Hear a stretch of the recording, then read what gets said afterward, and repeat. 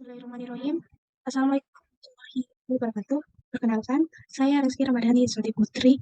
Di sini saya akan memaparkan materi terkait lari jarak pendek. Langsung saja kita masuk ke asal-usul lari jarak pendek. Pada waktu sekitar abad ke-7 sebelum Masehi, lari jarak pendek sudah diadakan sejak zaman Yunani kuno. Munculnya lari jarak pendek tersebut bermula dari seorang prajurit berasal dari Yunani. Saat itu, seorang prajurit berlari Persia untuk membawa sebuah pesan atas kemenangan Yunani atas perang melawan Persia. Tetapi tak lama kemudian seorang prajurit tersebut meninggal dunia di saat setelah memberikan pesan kepada sang raja Yunani. Dengan pemberian kehormatan atas seorang prajurit tersebut, sang raja Yunani mengadakan lomba lari jarak pendek untuk mengetahui kematian seorang prajurit tersebut. Seiring berjalannya zaman dan waktu terus berkembang, begitu pula dengan lari jarak pendek. Tak lama kemudian perlombaan lari jarak pendek tersebut tersebar di berbagai negara. Pada tahun 1912,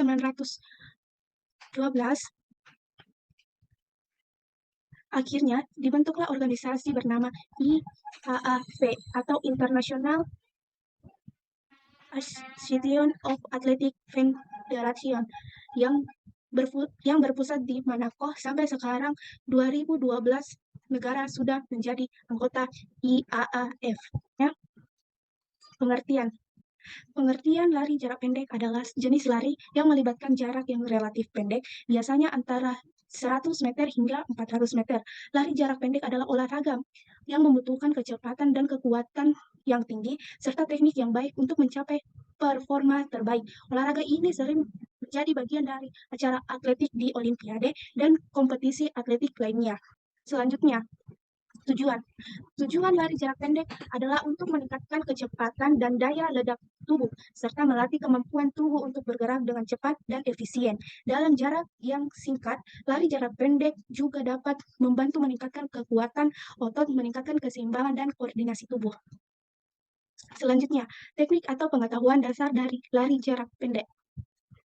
Seorang pelari harus mengetahui dasar lari jarak pendek sebelum melangkah ke teknik berlari cepat. Pompa pada tahun 1999 menjelaskan beberapa hal mendasar yang harus dipahami oleh pelari jarak pendek atau sprinter adalah sebagai berikut.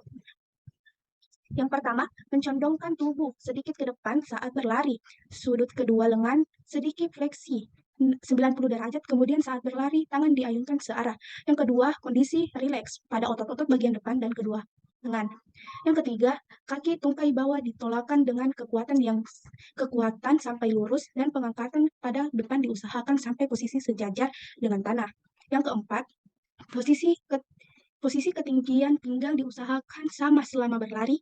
Dan yang kelima, badan dicondongkan ke depan serentak ke depan ketika mencapai finish sehingga dada bisa menggapai pita. Selanjutnya, teknik start lari jarak pendek. Ada 3 macam teknik start dalam lari cepat atau lari jarak pendek, yaitu yang pertama, start pendek atau boom start. Kaki ke depan dan lutut kaki kanan diletakkan sejajar di sebelah kaki kiri. Beri jarak sekitar satu kepal, jari-jari tangan rapat dan ibu jari terpisah. Keduanya diletakkan di belakang garis start. Yang kedua, start menengah atau medium start. Kaki kiri tetap berada di depan, lutut kaki kanan diletakkan ke sebelah kanan sejajar dengan tumit kaki kiri. Beri jarak satu kepal, jari-jari tangan rapat dan ibu jari terpisah. Keduanya diletakkan di belakang garis start. Yang ketiga, start panjang atau long start. Seperti dua teknik di atas, kaki kiri diletakkan di depan lutut kaki kanan yang berada di belakang kaki kiri. Memberi jarak sekitar satu kepal, jari-jari tangan rapat dan ibu jari terpisah. Keduanya diletakkan di bagian belakang garis start. Selanjutnya, terdapat 3 urutan atau langkah-langkah teknik start lari jarak pendek dijelaskan Pompa tahun 1999 antara lain sebagai berikut. Yang pertama, aba-aba bersedia. Ketika starter memberikan aba-aba bersedia, maka pelari akan bersiap menempatkan kedua kakinya menyentuh blok yang sudah dipersiapkan, depan dan belakang. Lutut kaki belakang diletakkan di tanah sejajar dengan kaki kiri, terpisah selebar bahu. Jari-jari tangan membentuk huruf V terbalik dan berada di belakang garis start. Kemudian, posisi kepala dalam bagian dalam keadaan datar dan punggung, sedangkan mata harus tetap menatap lurus ke depan. Seperti yang bisa kita lihat ilustrasi aba-aba bersedia. Selanjutnya, aba-aba siap. Setelah aba-aba siap dibunyikan, posisi badan sudah mulai berubah. Tubuh mulai sedikit condong ke depan, angkat pinggang sedikit lebih tinggi dari bahu, karena posisi condong bahu agak maju ke depan dari dua tangan. Kemudian, lutut ditekan ke belakang. Lutut kaki depan ada dalam posisi membentuk sudut siku-siku 90 derajat, sedangkan kaki belakang pelari membentuk 120 sampai 140 derajat. Seperti yang bisa kita lihat pada gambar di atas. Selanjutnya, aba-aba hia. Setelah seorang starter memberi aba-aba hia, maka saat inilah seorang pelari mulai menggerakkan seluruh tenaganya. Posisi badan diluruskan dan diangkat, kemudian kaki menjadi tumpuan keras pada start block untuk menghentakkan tenaga dorong. Kemudian tangan diangkat dari tanah, kemudian mengayun seiring dengan gerak kaki. Kaki belakang mulai mendorong lebih kuat, kaki ke depan mendorong sedikit demi sedikit. Namun, dengan segera kaki belakang diayunkan ke depan dengan cepat, sedangkan kondisi badan condong ke depan. Posisi lutut dan pinggang diluruskan seperti membentuk sudut 45 derajat terhadap tanah pada saat akhir dorongan.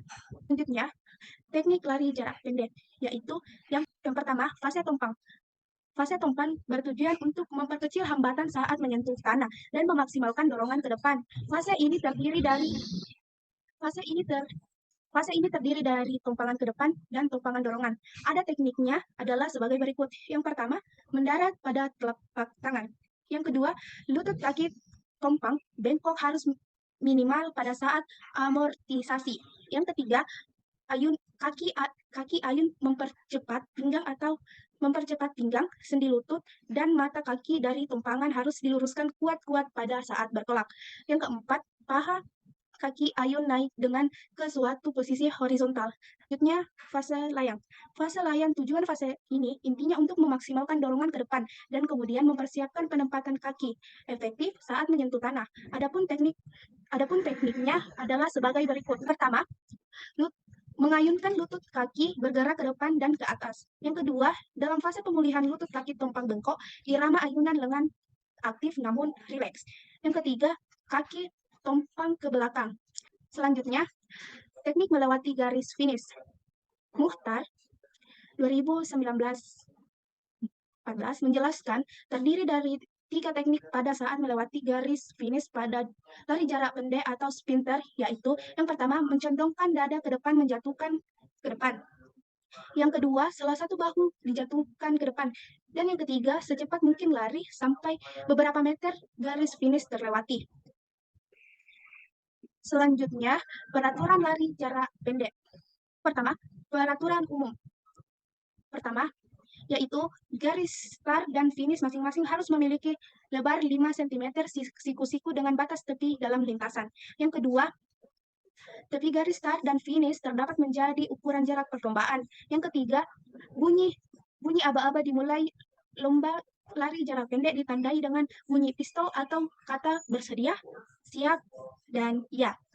Yang keempat, saat aba-aba ya disebutkan, maka setiap pelari harus berlari. Ukuran lapangan.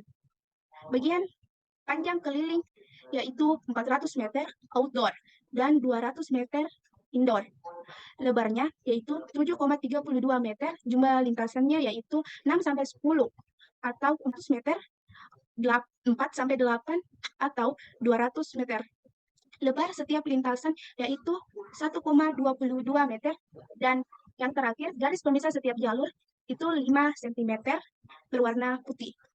Selanjutnya, lintasan. Setiap lintasan atau ban lari jarak pendek dibentuk sebuah lapangan antara jarak lintasan berukuran lebar 1,22 meter dengan jumlah 8 buah. Selanjutnya, peralatan. Peralatan lari jarak pendek yaitu start block, tiang finish, stopwatch, dan bendera start atau pistol atau fluid pita finish merupakan alat biasanya digunakan dalam perlombaan lari jarak pendek. Dan yang terakhir, pembagian jarak. Lari jarak pendek yaitu 100 meter. sampai dengan 400 meter. Gerak lari yang dilakukan dengan memaksimalkan semua teknik, mulai dari kecepatan start saat berlari sprint dan teknik memasuki garis finish sehingga menentukan baik buruknya catatan waktu yang ditempuh.